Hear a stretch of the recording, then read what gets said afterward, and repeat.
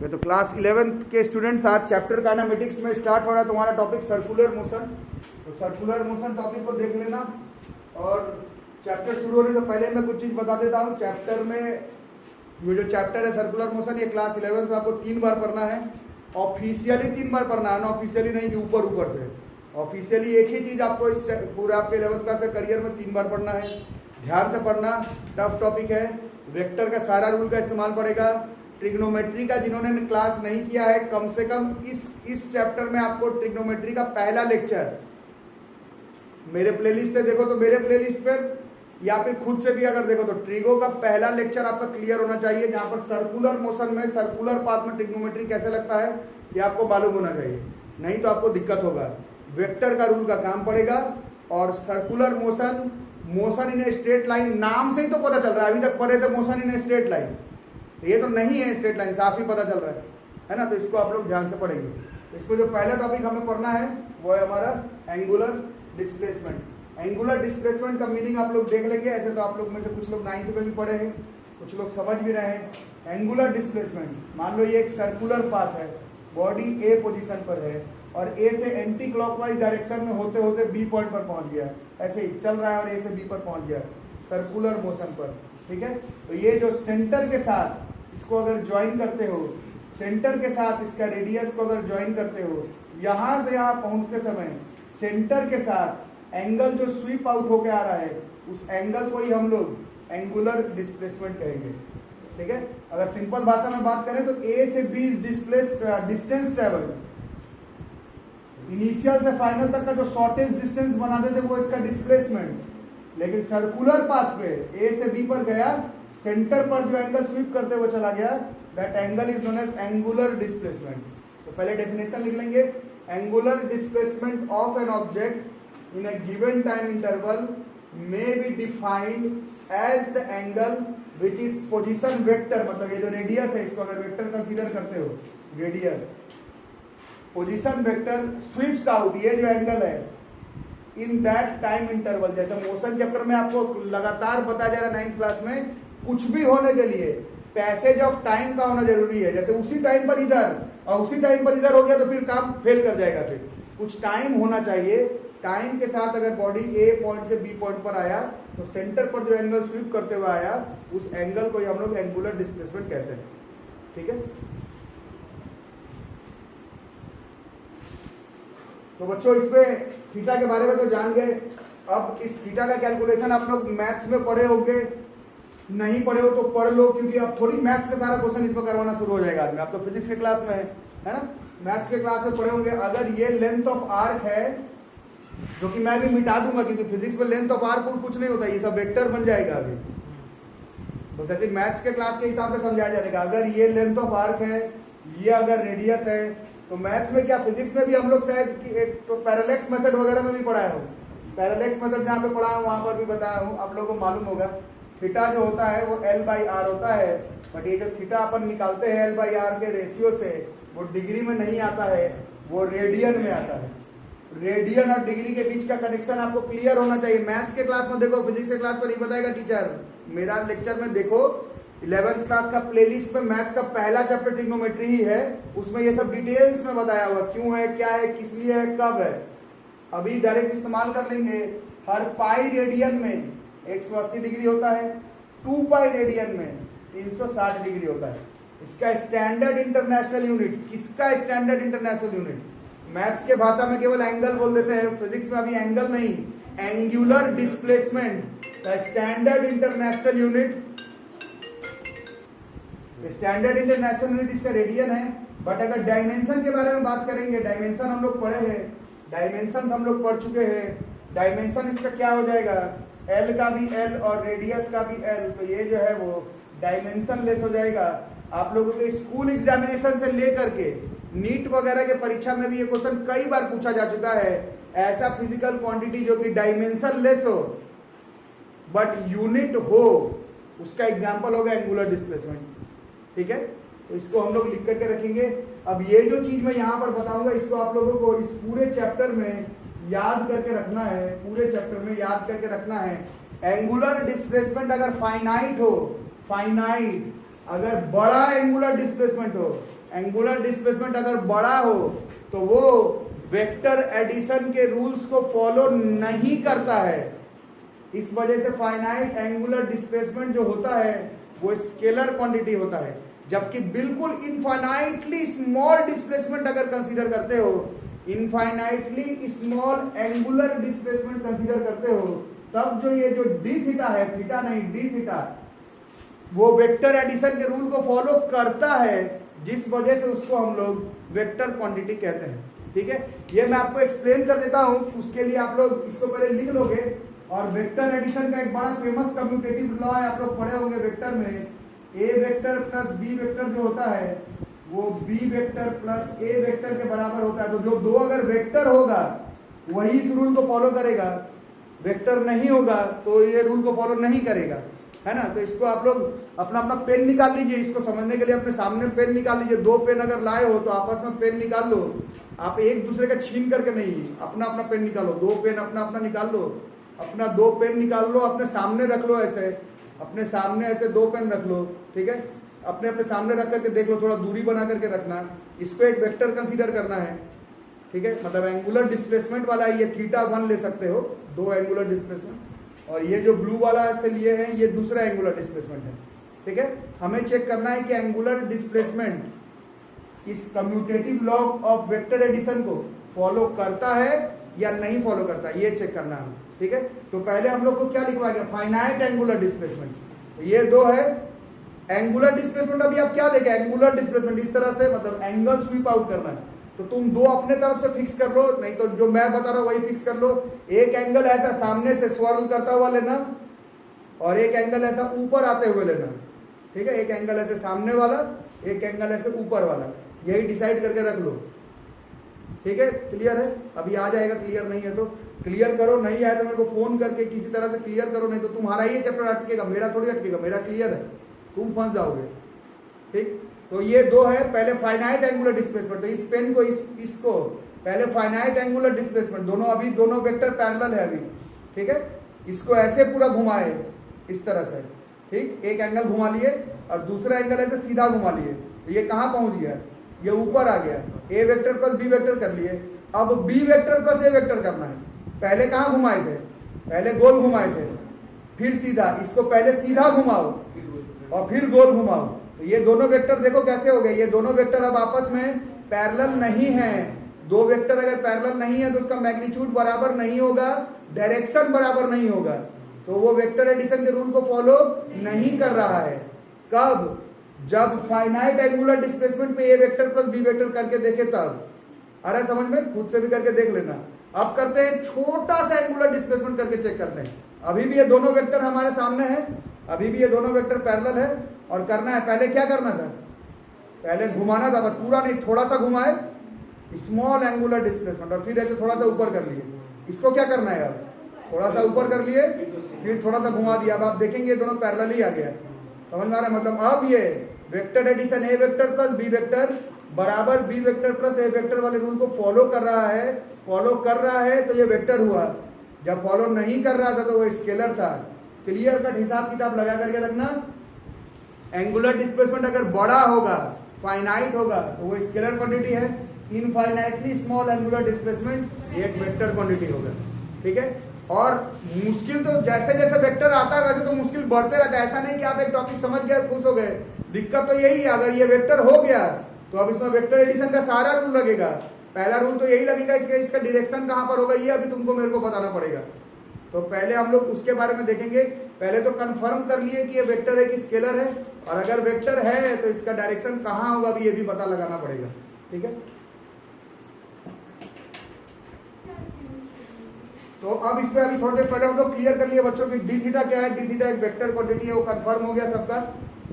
देखो जैसे मैं बहुत बार आप लोगों को डराता जरूर हूँ, बट एक्चुअली में क्या कंसेप्ट है कि अगर आपका सारा चीज अगर 100% क्लियर नहीं भी हो रहा है तो आप प्रैक्टिस करके उसको याद भी कर सकते हैं। अगर बिल्कुल अगर दिमाग खोल के बैठोगे तो सिर्फ परीक्षा निकालने के लिए, जैसे आपको साइंटिस्ट नहीं बनना है, सिर्फ एग्जामिनेशन क्लियर करने के लिए, कोई टॉपिक बाय चांस आपको क्लियर नहीं हो रहा तो वो प्रैक्टिस करते हुए भी याद हो जाता है।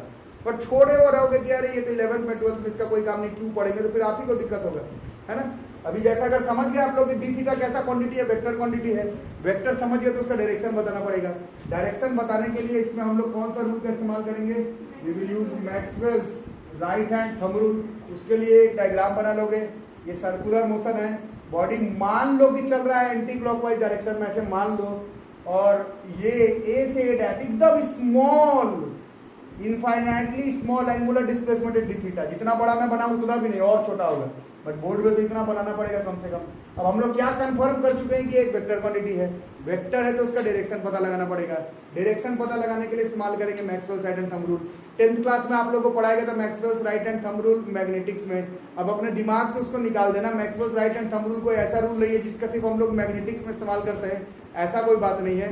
Maxwell's right hand thumb rule physics में, मैथ्स में, केमिस्ट्री में कई जगह पर इस्तेमाल होता है। जैसे इस जगह पर होगा, आप लोग अपना अपना दाहिना हाथ निकालेंगे, राइट हैंड, अपना राइट हैंड निकालेंगे, राइट हैंड, और देखेंगे स्वर्लिंग, मतलब डायरेक्शन किस तरफ से स्वर्ल हो रहा है, डायरेक्शन किस तरफ से स्वर्ल हो रहा है। ऐसे हाथ को अगर मेरे डायरेक्शन के हिसाब से ऐसे अगर स्वर्ल करते हो तो हर पॉइंट पे आपको ये अंगूठा किस तरफ दिख रहा है, ये अंगूठा जो है वो बाहर की तरफ दिख रहा है। ये जो बाहर दिखने वाला अंगूठा का डायरेक्शन है, इट विल शो अस या फिर it will give us the direction of D theta.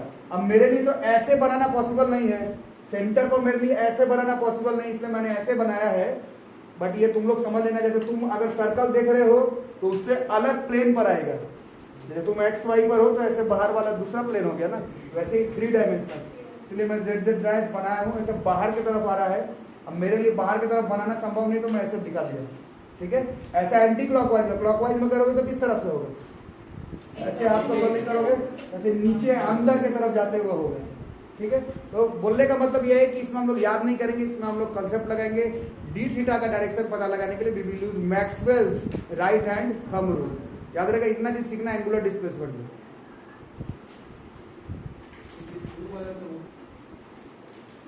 ठीक है। तो टॉपिक है बच्चों relationship between linear displacement and angular displacement. Relation between linear and angular displacement, relationship between linear and angular displacement. Linear और angular displacement के बीच में relationship देखते हैं। इसके लिए कुछ खास सेटअप नहीं करना, जो पिछला डायग्राम था उसी को सेटअप कर लो। अभी थोड़ी देर पहले ही बनाए थे, इसी डायग्राम को एक बार और बना लो। एंटी क्लॉकवाइज ओरिएंटेशन मान लो, डी थीटा का डायरेक्शन शो कर लो, ए से बी पर जा रहा है। ये डी थीटा क्या था, डी थीटा इज, अभी थोड़ी देर पहले बताया, infinitely small angular displacement. Finite वाला पढ़ना है, मतलब फाइनाइट वाले की इतना माथापच्ची करना ही नहीं, क्योंकि स्केलर क्वांटिटी है। इनफाइनाइट मतलब एकदम छोटे वाले में माथापच्ची है, ठीक है। अब ये यहाँ से यहाँ तक ये आर वेक्टर, अब ये एकदम स्मॉल लीनियर डिस्प्लेसमेंट है, this is D R vector, ठीक है। लीनियर डिस्प्लेसमेंट इसी को कहते थे ना, इनिशियल से फाइनल तक का जो शॉर्टेस्ट डिस्टेंस होता है, वही हो गया। और इसका triangle law of vector addition का इस्तेमाल करेंगे, इसका एरो मार्क इधर, इसका एरो मार्क इधर, तो यहाँ से यहाँ तक जो होगा वही होगा, A vector plus B vector, ये A vector plus B vector, R vector और डी आर वेक्टर, तो ये वाला जो होगा वो होगा R vector plus D R vector, ठीक है। वेक्टर है, स्केलर में तो इतना काम ही नहीं करना। अब हम लोग मैथ्स में पढ़ते हैं, थीटा बराबर क्या होता है, एल बाई आर। अब हम लोग फिजिक्स में भी पढ़ते हैं, मैथ्स में भी, कि अगर ये एंगल बहुत छोटा हो, ये जो लेंथ ऑफ आर्क है एक्चुअली में वो किसके बराबर हो जाएगा, वो ये जो डी आर वेक्टर है उसी के बराबर हो जाएगा। डी थीटा बराबर डी आर, थीटा बराबर एल बाई आर, ठीक। क्रॉस मल्टीप्लाई कर लेंगे और कुछ नहीं, तो डी आर बराबर डी थीटा इंटू आर आ जाएगा। This is relationship between linear and angular displacement. But पंगा इसमें यह है कि डी थीटा हम लोग थोड़ा देर पहले कंफर्म किए कि एक वेक्टर क्वांटिटी है, आर हम लोग देख रहे हैं ये पोजीशन वेक्टर है, और डी आर फिर देख रहे हैं उसमें तुमने triangle law of vector addition का इस्तेमाल कर लिया, मतलब ये भी वेक्टर है। तो वेक्टर वेक्टर को मल्टीप्लाई करके वेक्टर आ रहा है, इसका मतलब है आप इसको डायरेक्ट मल्टीप्लाई तो कर नहीं सकते। तो वेक्टर वेक्टर को मल्टीप्लाई करने का दो तरीका था, या तो हम लोग इसमें डॉट प्रोडक्ट करते हैं या फिर हम लोग इसमें क्रॉस प्रोडक्ट करते हैं। वेक्टर वेक्टर को मल्टीप्लाई करके अगर वेक्टर आ रहा हो तो हमने सीखा है कि हमें इसके क्रॉस प्रोडक्ट करना है। तो एक्चुअली में ऐसे मल्टीप्लाई करने पर आंसर नहीं आएगा, D theta cross R vector करेंगे तब जाकर के डी आर वेक्टर का मैग्नीट्यूड आएगा। और डायरेक्शन पता लगाने के लिए हम लोग फिर से Maxwell's right hand thumb rule, या फिर हमने ए क्रॉस बी पढ़ा है, ए क्रॉस बी करने के बाद जो नया वाला वेक्टर आता है वो ए और बी दोनों पे परपेंडिकुलर होता है, उस रूल का इसमें इस्तेमाल कर लेंगे। तो अपना अपना डायग्राम में आप लोग पेन के मदद से देख लेंगे, अपना अपना डायग्राम वगैरह में पेन के मदद से आप लोग देख लेंगे। इस डायग्राम में ये अगर आर वेक्टर है और ये अगर डी आर वेक्टर है, ये कितने पर है, ये दोनों ये 90 डिग्री पर है, तो डी थीटा कहां पर है इसमें, डी थीटा अभी आपने देखा कि ऐसे ये ऐसे बाहर की तरफ है, तो ये तीनों आपस में कितने डिग्री पर आ रहा है, ये 90 डिग्री पर। यही होता है ए क्रॉस बी में, ए बी से जो क्रॉस करके वेक्टर आया, ए बी और जो क्रॉस करके आया, ये तीनों आपस में एक परपेंडिकुलर सिस्टम का फॉर्मेशन करता है। तो इसमें इस तरह का अरेंजमेंट है, ठीक है। आर डी आर और डी थीटा का अरेंजमेंट इस तरह से होगा। अब ये अलग बात है कि क्वेश्चन बनाते समय इतना माथापच्ची शायद हमें ना करना पड़े, क्वेश्चन न्यूमेरिकल्स बनाते समय इतना माथापच्ची नहीं करना है, बट डायरेक्शन इसी तरह से फाइंड आउट होगा, ठीक है। इसको नोट करके रख लो।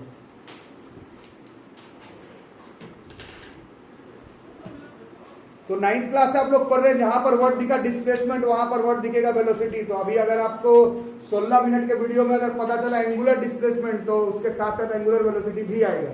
तो डायग्राम अपना देख लोगे, मान लो ये इनिशियल पोजीशन x है, इनिशियल मतलब टाइम बराबर 0 पर, टाइम बराबर 0 पर, टाइम बराबर 0 पर मान लो बॉडी यहाँ पर है, टाइम बराबर 0 पर यहाँ पर, टाइम बराबर t पर यहाँ पर, टाइम बराबर t प्लस डेल्टा t पर बॉडी यहाँ पर पहुंच गया, ठीक है। और कोई एक डायरेक्शन मान लो अपने से, ठीक है। तो अगर मैं सिर्फ b से c का बात करूं, तो क्योंकि इसका एंगुलर डिस्प्लेसमेंट हो रहा है और एंगुलर डिस्प्लेसमेंट होने के लिए टाइम भी लग रहा है, 9th क्लास से अपन पढ़ रहे हैं जहां displacement with respect to time वहां पर वेलोसिटी।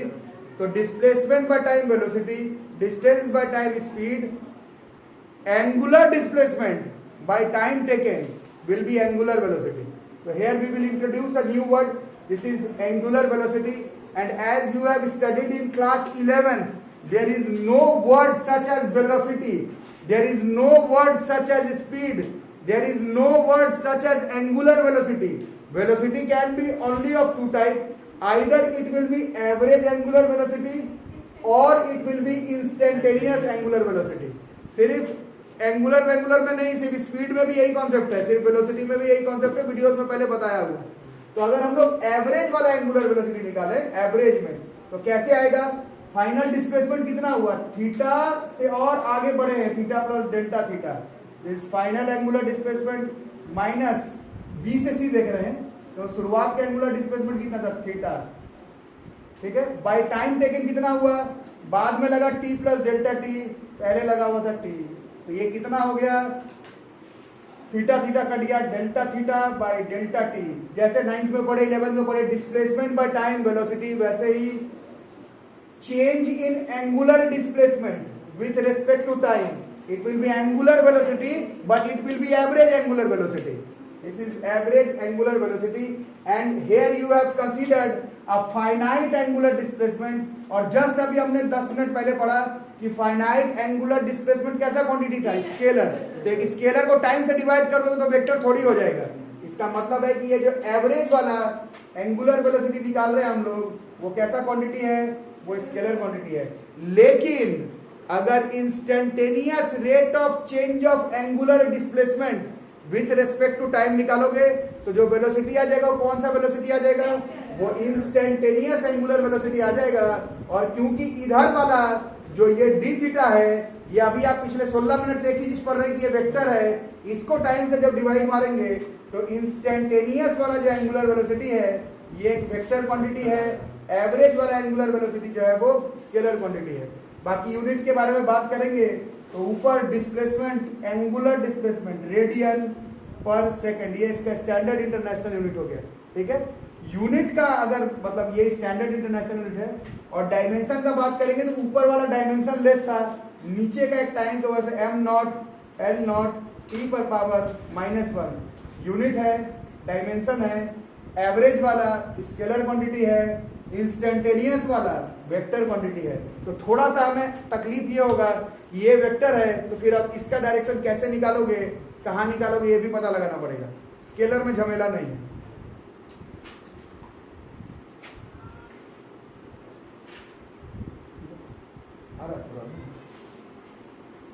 ठीक है, तो डायरेक्शन देख लो बच्चों। उसके लिए आप लोग पिछला वाला डायग्राम को एक बार और थोड़ा सा नोटिस कर लेंगे। पीछे जो डायग्राम बनाया गया था उसको नोटिस कर लेना। ये पॉइंट ओ था, देख लो पिछला वाला डायग्राम देख लो। उसमें ऐसे आर वेक्टर ऐसे सामने की तरफ था अपना, देख लो डायग्राम में अपना आर वेक्टर ऐसे। डी थीटा आपको बताएगा कैसे निकाला जाता है ना। कैसे था, ऐसे स्वर्लिंग कर रहे थे तो जिस तरफ आ जाए, जैसे ऊपर की तरफ आता है डी थीटा। और ऐसे ट्राइंगल लॉ अपना डायग्राम में मिला लेना। थोड़ी देर पहले ये वाला था डी आर, यहाँ पर ये डी आर वेक्टर था, आर वेक्टर था, डी थीटा था। यहाँ पर पहुंचे थे हम लोग, डी आर वेक्टर बराबर D theta vector cross R vector. और आपको समझाया गया था कि दो वेक्टर को मल्टीप्लाई करके क्रॉस प्रोडक्ट करके एक और वेक्टर आता है, तो तीनों आपस में 90 डिग्री सिस्टम पर रहता है। तो ये अभी आपको एक्सप्लेन किया गया था थोड़ी देर पहले। तो ये डायग्राम भी आपसे आपके दिमाग में रहना चाहिए, ये वाला डायग्राम आपके दिमाग में रहना चाहिए। अब इस पूरे को क्या करो, डिफरेंशिएट कर दो टाइम के रिस्पेक्ट में। इस पूरे को डिफरेंशिएट कर दो टाइम के रिस्पेक्ट में, इस पूरे को डिफरेंशिएट कर दो टाइम के रिस्पेक्ट में। तो ये D R by D T हो जाएगा, ये D theta by D T हो जाएगा। जिन्होंने वेक्टर का क्लास किया, वेक्टर का नहीं डिफरेंशिएशन का क्लास किया, उन्हें मालूम होगा कांस्टेंट को थोड़ी अलग से डिफरेंशिएट करते, वो बाहर चला जाता है। तो ये अपना आर बाहर ही रह गया, बाकी का उपाय लग गया। डायग्राम में से देख करके बताओ डी आर क्या था, देख करके बताओ। डी आर अभी आप लोग खुद से बता रहे थे, डी आर वाज सिंपल वाला लीनियर डिस्प्लेसमेंट। लीनियर डिस्प्लेसमेंट को टाइम के रिस्पेक्ट में डिफरेंशिएट करोगे तो लीनियर वाला इंस्टेंटेनियस वेलोसिटी आ जाएगा, लीनियर वाला जिसको v से डिनोट करते हैं। तो ये डी आर का खेल यहाँ पर v बना देगा। ये डी थीटा को अभी जस्ट आप लोग पढ़े, D theta by T, this is omega. Vector लिखे हो मतलब ये एवरेज वाला नहीं है, ये इंस्टेंटेनियस वाला है। और आर जैसे लिखा हुआ वैसे ही लिखा हुआ है। अब इसका अगर सिस्टमेटिकली डायग्राम बनाते हैं तो ओ यहाँ पर है, अभी भी ये दोनों का क्रॉस करके ही आ रहा है। मतलब अभी भी क्या हुआ था, अभी भी ये तीनों कैसा सिस्टम बना रहा है, ये तीनों अभी भी ट्राइगोनल सिस्टम बना रहा है, मतलब तीनों आपस में परपेंडिकुलर वाला। तो हम लोग इस पे हिंट ले लेंगे, आर जैसा डायरेक्शन में था वैसे ही रह जाएगा। डी थीटा का जो डायरेक्शन है वही ओमेगा का डायरेक्शन हो जाएगा, और डी आर का जो डायरेक्शन है वो वी का डायरेक्शन हो जाएगा। ये दोनों डायग्राम हमें बिल्कुल याद रखना है। यहाँ पर हमें लीनियर वेलोसिटी और एंगुलर वेलोसिटी के बीच का कनेक्शन मालूम चल रहा है। यहाँ पर हमें ये एंगुलर डिस्प्लेसमेंट और ये लीनियर डिस्प्लेसमेंट, इसके बीच का कनेक्शन मालूम चल रहा है। यहाँ पर भी ट्राइगोनल सिस्टम है आपस में सब 90 डिग्री वाला, यहाँ पर भी ट्राइगोनल सिस्टम है आपस में 90 डिग्री वाला। मुंह जबानी याद होना चाहिए, डी थीटा का डायरेक्शन ओमेगा का होगा, आर का अभी फिलहाल सेम है, और डी आर का डायरेक्शन सिंपल वाला वेलोसिटी का डायरेक्शन होगा। ठीक है,